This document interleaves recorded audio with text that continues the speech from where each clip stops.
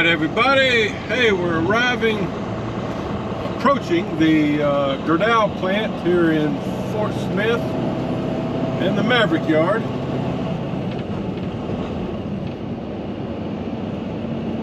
And they've sent me an order.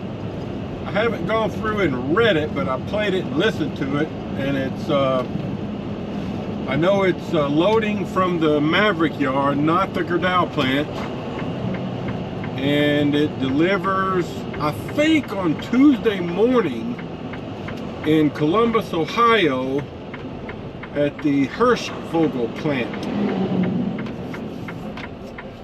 You know, like I always say, it's a place I've been to a few times, but it's been a few months. Seems like I say that every time.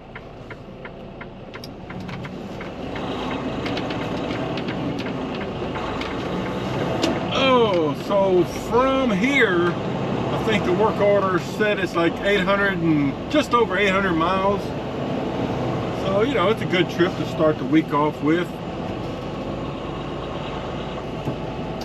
I haven't really figured out when I'll have to leave.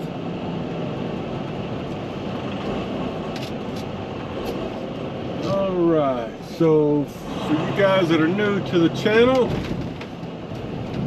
we've got the Gerdau mill here to the left, and they also have some warehouses just here to the right.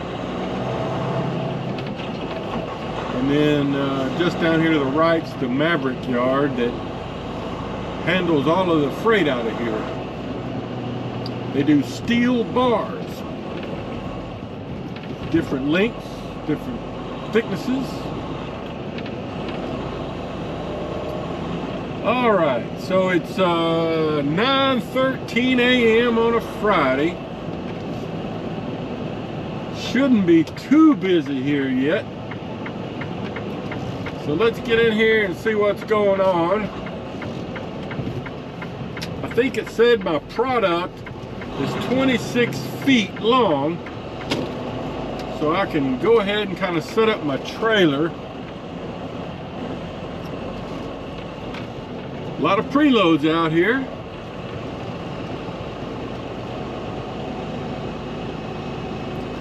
And I see a couple of drivers over here that are already loaded and they're out securing.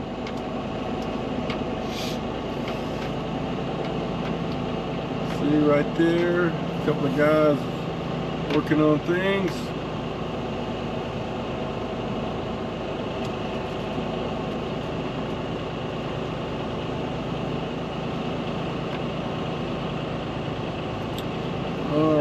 I'm going to pull in right here, and I'll go into the system and arrive myself so they know I'm here, and hopefully we'll get in the load line pretty fast. Alright, everybody, well, that worked out perfectly. I just got back in the truck from getting my timber set out on the trailer, which I'll review with you in a little while. But got back in, checked my messages, and they've told me I've been assigned to loading zone D. So let's get over there.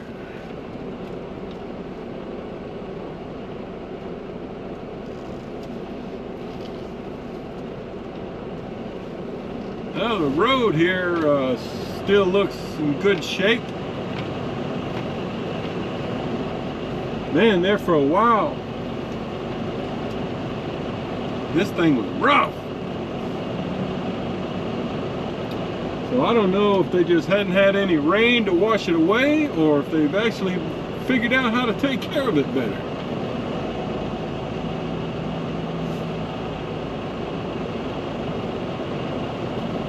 Oh, so this is going to work out well. Got in here quick. Got a load assigned before I even got here. Took about 10 minutes to get me a loading zone. I'll be able to get home by mid-afternoon. That's good, that's good.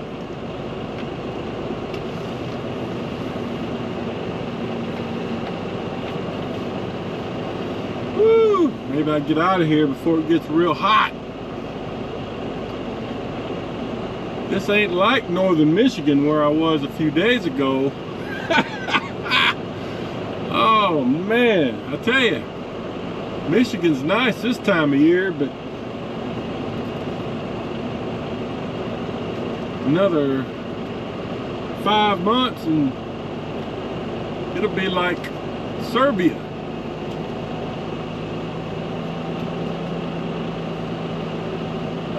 Anyway,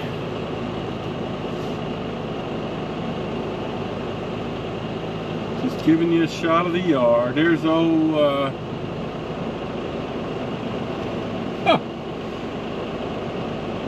yeah, that's him over there. I don't think he's seen me yet. Theodore. Theodore's a hard worker. Good loader.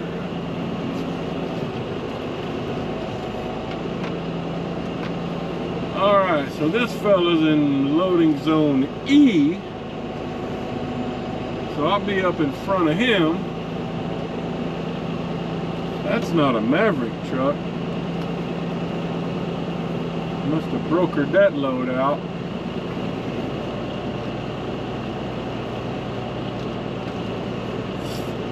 Alright, loading zone D.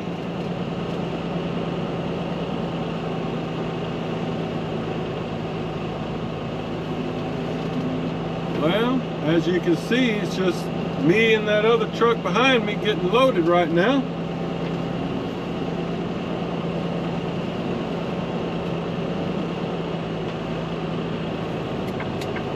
Alright, let me get backed up into position. I'll show you some more later. Okay guys, well, when my loader came over, he said it's 25-foot product, not 26. And I only needed 5 boards instead of 6 boards, which no big deal. I just took one board off, put it up. So let's go over the math. If your product is 25 foot, you want 2 feet of overhang in the front and the back. So that's 4 feet. 25 foot minus 4 foot is 21. And divide that by 2 gives you 10.5. So that'll tell us where to put our front board and our rear board. So if this is the middle point of the trailer, we want to go about 10.5 feet to where we want to put our rear board, right? So 2, 4, 6, 8, 10. And then up for the front, 2, 4, 6, 8, 10. You know, I got them spaced at just a hair over 10. And then I got a strap laid out in the front and the back. So I think this is how he wants the boards positioned. You know, I got one board right in the middle and then a board like every 4 feet roughly. I think I'm getting 5 bundles of product. This is my loader here. I think that's Reed. So I don't know if that's my stuff or not. He set 3 bundles over here. 2, 4, 6. That stuff there looks too short to be what I'm getting. So maybe he's still staging it, getting it ready. But anyway, I'll show you some more in a minute. All right, guys, I'm still waiting on Reed, but I was thinking this customer I'm going to, Hirschvogel in Columbus, Ohio. As I remember, they unload outside, not inside with an overhead crane, but they use these funny looking forklifts, you know, that you know, they kind of drive sideways, you know. They come up to your truck kind of sideways like this, and then I'll try to show them to you. But I was trying to think if they have to have blocks in between the bundles. I really don't remember. You wouldn't think so, since they're not using an overhead crane, you know, where they need to get chains or straps around each bundle to lift it. But I just don't remember. We'll see, I guess, when Reed gets over here and gets it all ready. But just giving you a look what's going on. That's Theodore over there. I saw him come by. He's probably getting this truck back here, probably getting his load ready. Reed is way over there working on my stuff. So, all right, more when there's something to show you. All right, guys, so Reed, my loader, is back with the last 3 bundles. He's putting the tags on them. This is a no tarp load, by the way. And I was checking with him to see if we're gonna have to have wood blocks or not. And he said no. So there's Theodore over there looking at me. So we'll have 5 bundles, and all the bundles will just be touching each other, no blocks in between. And this trailer, you know, a lot of the trailers you see me using will have a wood piece right down the middle, but this one does not. So it's a little harder to judge when you're standing back here helping them center the load where the center is. I mean, you can tell right here they've got a stake pocket right in the middle, but I've set my reading glasses right there to help me when I back up. So that's how he'll probably do 3 bundles and then 2 more. So anyway, he's still getting things ready over there, so I'll show you some more in a minute. All right, guys, so I think Reed is about to begin loading.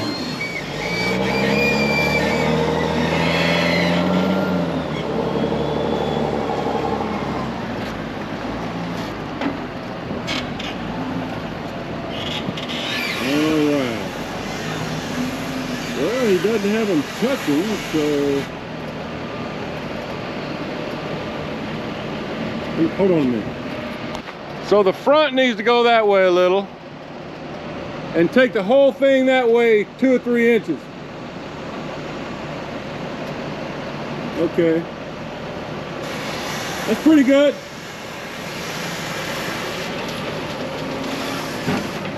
They all close up? Yeah, they're all touching now. Is it pretty straight? Pretty straight. Okay, so what he was saying, I was asking him, you know, because when he first approached, the bundles weren't all touching. And he said that when he dropped them down, he had them at an angle. And when he dropped them, they would butt up against each other, which they did. They're not perfectly straight, you know, the front is to the right, maybe a couple of inches, but, you know, that's no big deal. No big deal. Alright, so I'll just keep the camera on because this won't take him but a minute. He's got the other 2 right over there.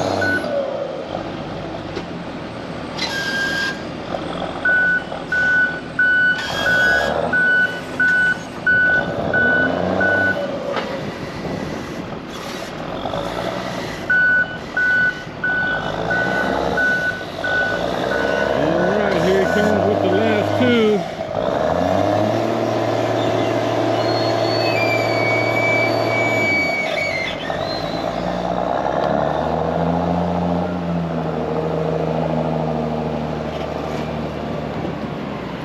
I won't really have to do anything at this point. All he's got to do is butt him up against what's already there.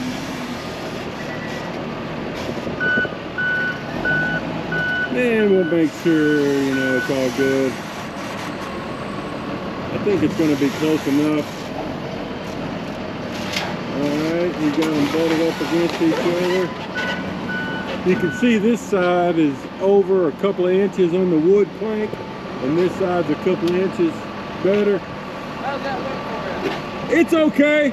I mean, it's a little whopper job, but it's okay. Yeah, so that's close enough. It's not going to cause any big problem with the weight or anything. So, all right, let me get my belly wrap thrown over. All right, folks. So I'm loaded. Got my 2 belly wraps on. You know, I got an independent trucker here in front of me and behind me. And I was asking Reed about that because you don't see that very often. He said this is the first time he's seen any non-Maverick trucks picking up loads since maybe back in the winter. So I don't know how that works. Maybe Maverick knew they weren't going to have enough trucks in the area today, or you know, I don't know how that works. I don't know how far out these loads get booked. Anyway, giving you a look. Still not that busy. I mean, it was just me and those 2 independent trucks.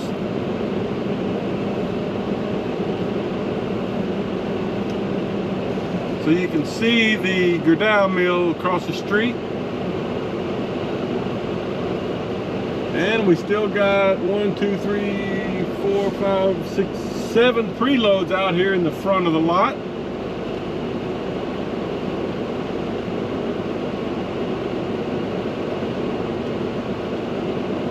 A couple of trucks just coming in. One of them looks like he's gonna park by a preload. He must have found his trailer.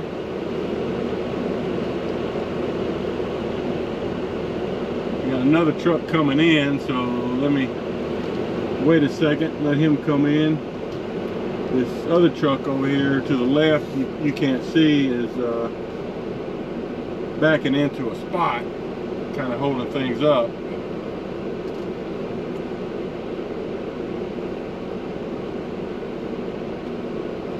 All right.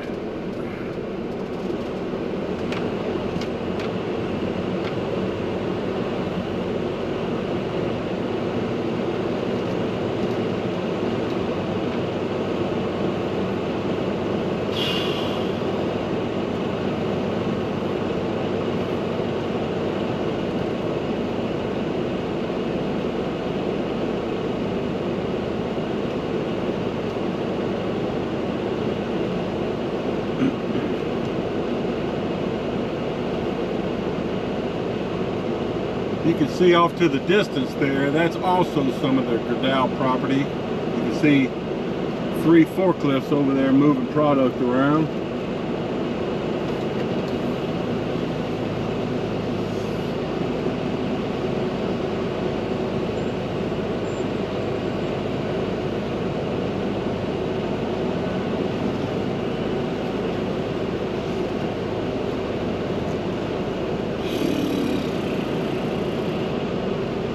I'm going to go on down here a little farther, because once I get my load secured, I'm going to let this truck come around me. But once I get my load secured, I'll have to walk down here to the shipping office. It's down at the end of the building, and get my shipping documents. So might as well park on down here.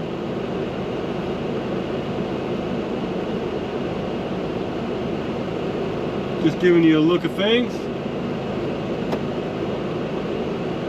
Trailer repair guy from Utility Tri-State Incorporated back there working on a trailer.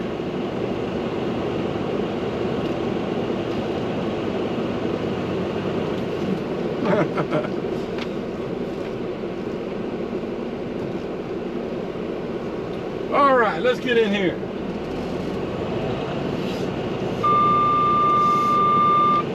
Oh, that's just my side warning buzzer. I'm not about to hit anything, but it just wants me to be sure.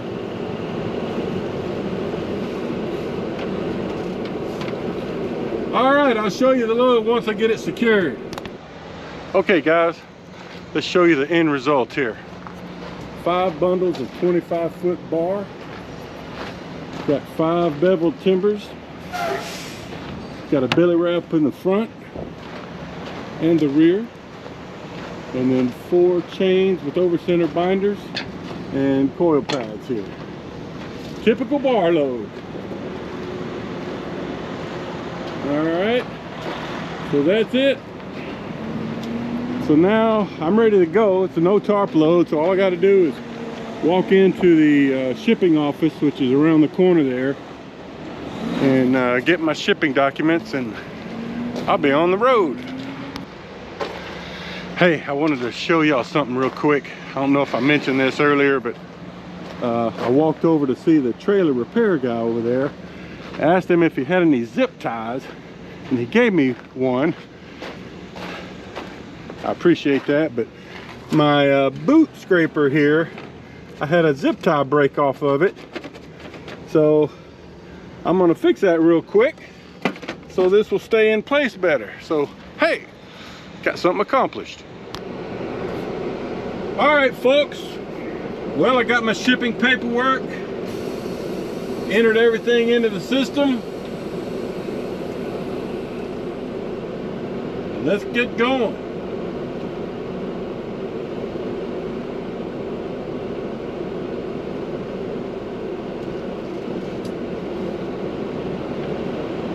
So it's 10:40 a.m. That was a great load experience, in and out, no delays. This has been a pretty good week. Started out the week with a nice long load, you know, up to Dryden, Michigan. And then I had several shorter loads throughout the week, you know, like 350-mile loads, 380 miles, you know, stuff like that. But, you know, I left out on Sunday afternoon, drove about 3.5 hours. I'm gonna get home on Friday early afternoon, and this delivers 7 a.m. Eastern time in Columbus, Ohio. So I might just drive, you know, leave out early Monday morning, drive a full day, and then get up and finish it off early Tuesday morning. I don't know. We'll see how it goes.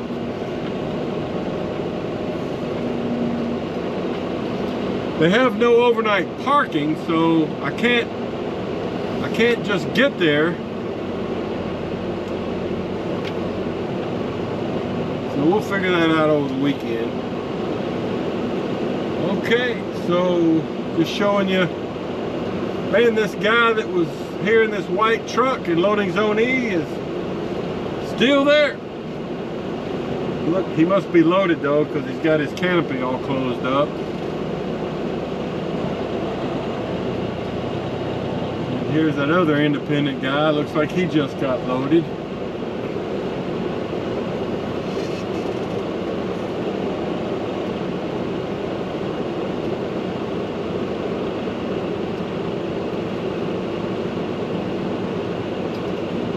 And then we got somebody here in loading zone B waiting to get loaded, and you can see a truck up ahead that's exiting. He must be getting loaded over at the Gerdau plant, because he's set up to be loaded, but he's leaving and making a right turn, so that means he's going down to the end of the road and